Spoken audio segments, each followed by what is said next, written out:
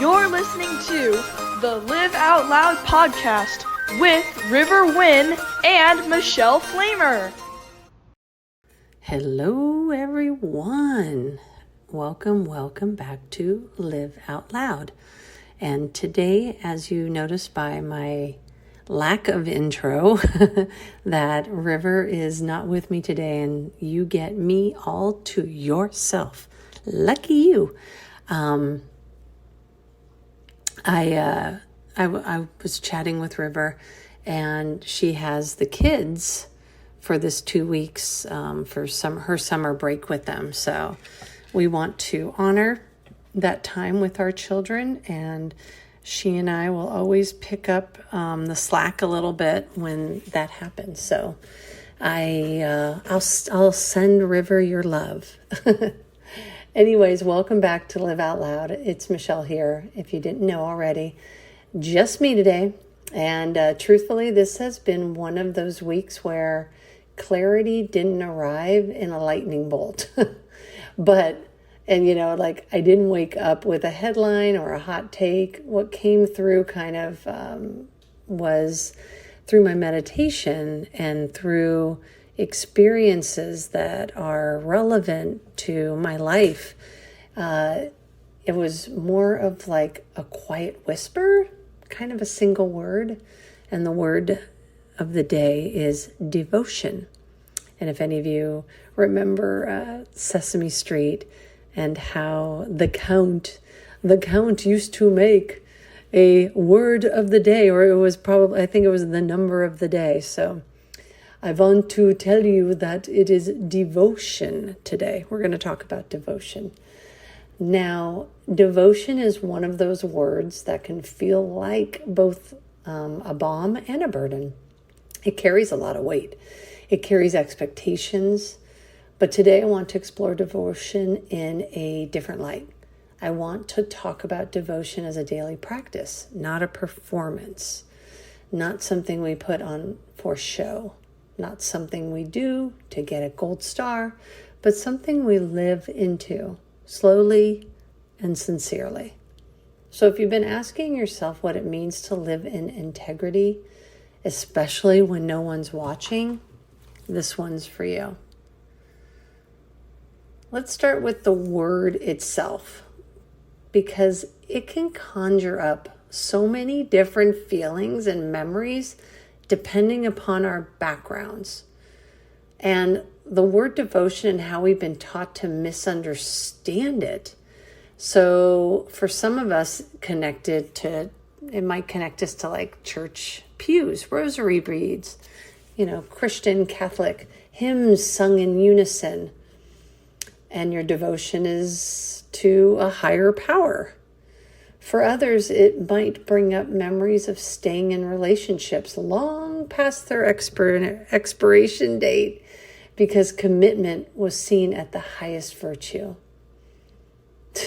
I'm just thinking, how many of you out there stayed way too long? Right? Culturally, we're often taught that devotion means sacrifice, that it means staying no matter what. That it's about gritting your teeth and giving it until you're empty. And in that definition, devotion becomes a kind of a quiet martyrdom. But that's not the kind of devotion I'm actually talking about here.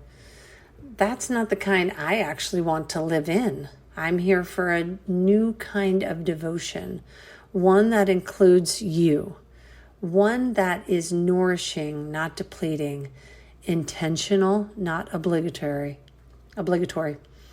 I want to reclaim devotion as a living relationship between you and what deeply matters to you.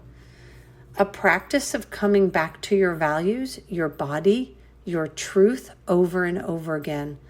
Not because you have to, but because you want to. Because something in your spirit says this matters. What do you guys think about that? I mean, it is part of the reason why I created the podcast, right? Live Out Loud.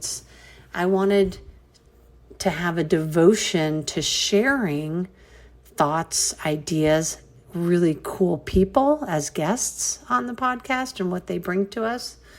I think there is so many forms of devotion, but there's also a powerful question that cracked this wide open for me. What does devotion look like when no one's watching? I'm always really fascinated. I don't know if you guys remember this, like ABC, What Would You Do? I think it was an ABC show back in the day, but it was called What Would You Do? And the whole restaurant is being recorded and there's cameras everywhere, right? But the people, the folks who are coming in to eat and dine at the restaurant, they don't know anything what's going on. It's only the staff that's aware of what's happening. And then there's always a couple of actors that have to play out a part, whether someone's bullying somebody at this restaurant, whether there's injustice in how a parent treats a child, whether something feels sketchy. I mean, you can just imagine like worst case scenarios, and how you, the listener right now, how you think about how you would react in a situation like that. Are you one to stand up for people in a crowd? So it's really, really cool. And so the host, I think his name was like Danny Cajones. I cannot remember now. But anyways, really, really great newscaster, broadcaster, journalist, and really big guy too, but gentle giant. And what would happen is after, sometimes it would even be a scenario where it's a homeless person on the street. And for whatever reason, people walk by. I'm sure you walk by homeless people all the time. I don't always have things with me to actually give them sometimes. Sometimes if I can think ahead and I know where I'm going, I might be like, you know what? I'm just going to bring some of these protein bars. And if I see any homeless folks, I'm just going to give it to them. And like even during the summer, I sometimes will, when I think about it, and now that I'm thinking about it, I'll probably go do it, is I always put water in the car, water bottles, just so I can hand it to them and so that they can have some water during our hot summers here. But I think it's what does devotion look like when no one's watching? Because so much of our world is oriented around visibility, around being seen, being praised, being acknowledged, like all that external validation. And watching that show was really interesting from a psychology standpoint. It's like, people are walking, and then all of a sudden this one kind person just has the conversation, gives them something out of their backpack or their purse. And so then the host afterwards, like they go, oh my God, thank you. And, sometimes it feels like it goes on for a while. And then the actor who is playing the homeless person or the person in the restaurant or whoever, kind of breaks it out. And then, the host comes in and says, hey, thank you. Why, we just really want to know, I'm from, what would you do? Or blah, blah, blah. And they ask the person, why, what was going through their mind and why they stopped that day, why they stopped in this moment.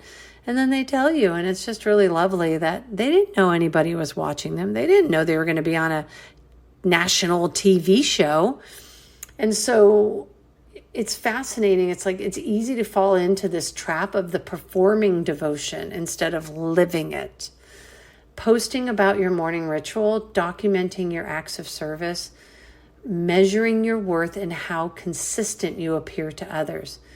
But real devotion, the soul level kind, it usually happens in the quiet, in the mess, in the mundane. For me lately, devotion has really looked like walking in the mornings, not because it's trendy, but because my nervous system needs it. Cooking meals intentionally, like really paying attention. And when I'm hungry, like creating something that really fills me up, so even if I'm cooking for my kid, if I'm cooking for friends, doesn't matter. Or even just for me, it's just that slow intentionality. Saying, I don't really say prayer, but I really like sometimes just writing in my journal as just a way to keep the practice up. And also around the podcast, I have been devoted since day one, and River has too, where we stay super consistent. That is a devotion in itself. It's just, even if you're like, I'm going to write in my journal for the next 45 days. It doesn't say, I want to write 10,000 words in my journal for the next 30 days. So you can write one line. You can write a word that day that maybe sums up the intention of the day, kind of like pulling a tarot card. I know River has a really beautiful devotion around just journal writing, but also pulling cards, whether it's for the intention of the week, whether it's for the kids, whether it's just the day, it's just the theme of the day. And so you could say a prayer. I know my old boss from the old company, that he has a devotion every day of saying, reading the Bible, and then he has another book that he'll read. It's like that 75 hard. It kind of creates these new beautiful devotional habits, like reading 10 pages a day, and I still keep that up. It's a really, really bite-sized way for me to get through a book without feeling overwhelmed that I have to read it all in one weekend. Choosing to pause instead of defend when I might feel misunderstood. So sometimes if I'm feeling like a conversation isn't getting to the root of the conversation, if I'm feeling frustrated, then I sometimes really just like to pause. This isn't glamorous, right? It's not content sometimes, but it's real, because I think, going through devotion, it's just can be very private. It's not performative. And it lives in the way we choose ourselves, the way we nurture what we love, the way we show up even when no one claps. I also just, to pivot here a little bit, is I want to talk about how we've been conditioned to tie devotion exclusively to either religion or romance. We're taught that to be devoted means to worship a God, just like we were saying in the beginning, right? That it's misunderstood, or there's sometimes a bad connotation with it. But we're taught that to be devoted means to worship or to center another person. And listen, those can be beautiful paths of devotion, but they're not the only ones. So what does it take to look like to be devoted? What does it look like to be devoted? To your own becoming, to your creativity, to your healing, to your chosen family, or the land beneath your feet. One of my favorite ideas is that our altars can be everywhere. Your desk, where you write truthfully. Your kitchen, where you prepare meals with presence. Your friendships, my front row, where you show up with intentional care day in and day out. Queer devotion, body devotion, ancestral devotion, these are all sacred, and they are enough. You don't have to be in a partnership or follow a doctrine to live a devotional life. You just have to listen to feel what's calling you back into integrity and choose to follow that thread. Let me be clear. Devotion is definitely not always graceful. It's not always poetic.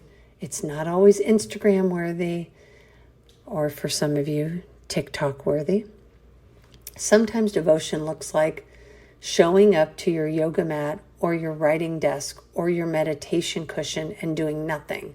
Just sitting there, distracted and still staying.